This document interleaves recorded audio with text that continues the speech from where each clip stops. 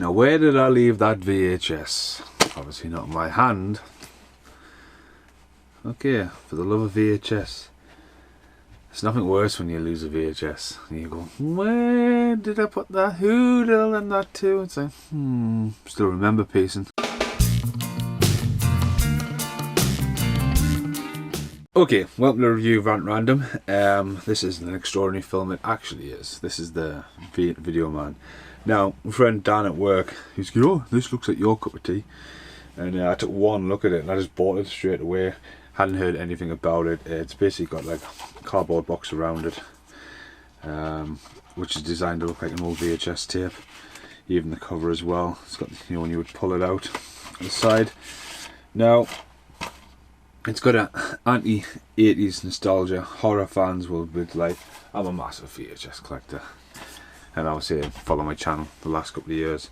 I've been tracking down films that I had lost as a young one and trying to replace them and stuff like that. And it doesn't matter like if it's a childhood memory with the Battle of the Rock Lords or it's Godzilla 1985. It's kind of like, right, okay, so walking into a charity shop and stuff like that now, boot sales are not much, you know what I mean, just people just chuck out whatever they've got.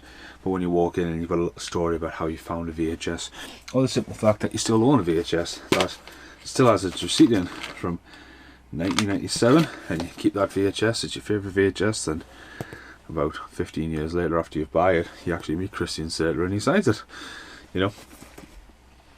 Or you meet the Lost Boys. I can't even reach some of my VHSs. So anyway, check out the channel. I'm a massive VHS fan. So I put this on and it is all in, I want to say Swedish. Where's that? Yeah, so it's a Swedish and it's got English subtitles. It's got no spoken English except for the soundtrack. There's a few English tracks on, and there's a guy later on who actually speaks English for a couple of sentences. But what this does is it's got the video effect. Now the video effect has keep been flickering on and off, and it's going to flicker on and off all the way through and make this video even longer to render. But what it does, he's dressed like this, and the guy is basically a sensation in Sweden in the late 80s and the early 90s, and he's basically full of love of VHS. Now, I've got a couple. One here. So, obviously, European VHSs are a little bit different. This is blown away. The font's upside down. They're normally quite big, fatter boxes as well. So yeah, blown away. East Standard Gunness on there as well. I think I've actually got True Romance over here. Yeah, just wrecked the place just for this video. Literally wrecked the place. The VHSs in Europe look a little bit different. They're a lot more harder cases and stuff like that. Again, True Romance is the wrong way around. VHS. And what this guy's got a fascination of, oh, you know, audience ticket for Shallows. It keeps reappearing.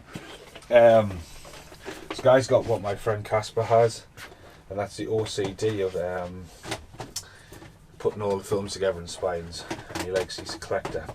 So basically, the 80s and 90s are over, and this guy has found himself living in a storage unit full of VHSs and sleeps on the floor with a little pillow and a little sheet. Sustains it and goes around and keeps a notepad, and people come around to kind of like rent videos off him still, but it's more like under stuff. It's more like video nasties, the box of the bands, the stuff you can't get.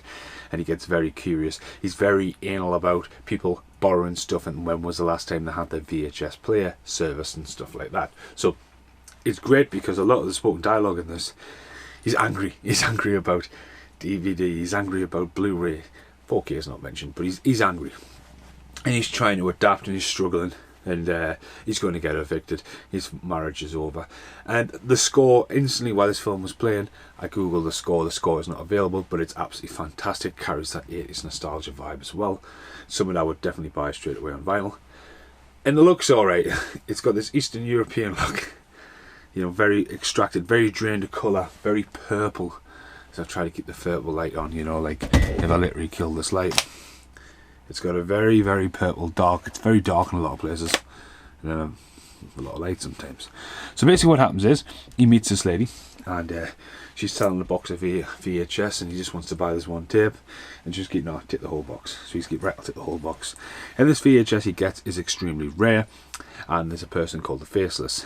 Now, buying stuff off the internet, you buy it off sellers. This Faceless offers him 10 grand for this rare movie that has just completed his collection, but his life has got to the point where he needs to sell that VHS to sustain him maybe another decade. So he basically, it's very, pulls a lot of effects and stuff like that on. He's a heavy drinker and stuff like that. Then all of a sudden he realizes the VHS is gone. And not to spoil this, I highly recommend this. It's really good if you can watch subtitled movies. But what happens to this VHS, and he can't remember what it is, and people come round, as I say, want to rent stuff. People go around looking at his museum. He wants to open his new shop, but this Faceless person is very ruthless. She's sort of coming to town to take.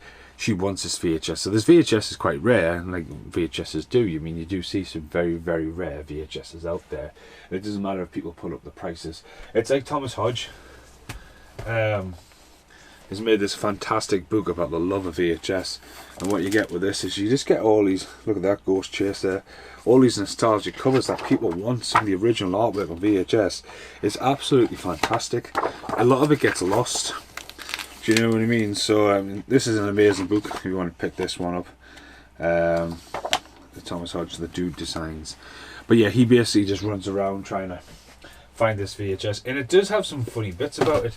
I mean, he basically starts breaking into people's houses, and you know, he goes around to rent videos, and there's a bit where he gets discovered in someone's house and he runs off, and it just goes a bit comical for a bit, but it's like throwback, you know. It's got the grind. There's a lot of like VHS stuff and all that in there. And then the sub story as well about the woman who is basically an alcoholic, and she's trying to build the stuff back up with her family, and she meets this guy, and it's sort of like it becomes a bit of a dark, twisted love story. I wouldn't say there's much horror about it. I wouldn't at one point say it's quite horror. It's quite just, it is a little bit unsettling a bit because of just the tone it brings out. But yeah, to be honest with you as well, it's got that Train Spotting vibe as well, where it's very edgy and very independent. And I say, like, the acting, I mean, you're watching foreign language stuff, you're saying that it's, the acting seems good at times. There's a couple of bits where you think, is he laughing at something? But no, I loved it for the sheer fact of the love of VHS. It really captures what it's like with someone like myself who's a massive collector of stuff. And it's universal translated. And it's just great to see someone's collection, you know, in there. And as I say, it's got like, it does have a few horror elements in that, but it's quite deceiving and stuff like that. But get a chance if you can buy it in the UK. As I say, it is subtitled.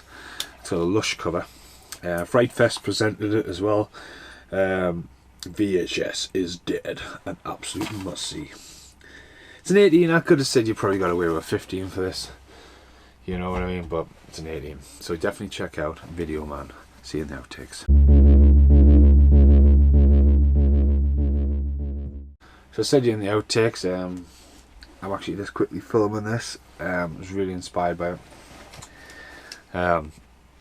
I don't have much time for many subtitles movies, but I might try and do it because sometimes I just can't keep up. But I was glued to that. You know, it went on, subtitles came up. You know, you get it and it just goes, and it's a good film. Like, so just looking around, I don't know how many VHSs I've got. I've got them all over the place. I know a lot of people pause my videos recently and like, oh, show us more VHS, and I'm like, look, it's there. And I get a lot of shit off one of my friends called Dan Percy because Troll 2 is used as a shelf stacker. There's a lot of VHSs around the top here, and one of these is a Troll 2. Well, again, it's the kind of thing like when I evolved my house, even if you check out the channel with the ridiculous Godzilla sign this week, rebuilding a VHS thing. I mean, I'm going to cut to some really, really old footage. It's me and Ned, mouse traps on ears. It's stupid. But if you look in the background, the VHSs are there. Do you want to let go of them? You let go of them. No. Are you sure? Oh, there, I can't get both these in. Hi there. Why are you standing still? About there? Are you ready now? Hurry up, man. Aye, count to 3. No, just 1, fucking do it. 2. Aye, you bastard, get that. Fucking hell. 2, 2, 2. Right, I'm back. So ridiculous. Look at my hair, you know what I mean? But you can see there the VHS is all in the background and stuff like that as well. It's kind of like, I've always been a massive VHS collector and stuff like that. So lovely stories about VHS. Wrote the story, Death of a Video Shop as well. I am the author of that. Even though hopefully that might actually get a physical copy. Maybe it's later on the year, going in the early 2000s, next year, when it gets a few new chapters I've been writing on, and borrow some VHSs in my collection as well. So yeah, it's a good little outtake. Definitely check out that movie. Thanks for watching. Goodbye for now. And now, the end is here.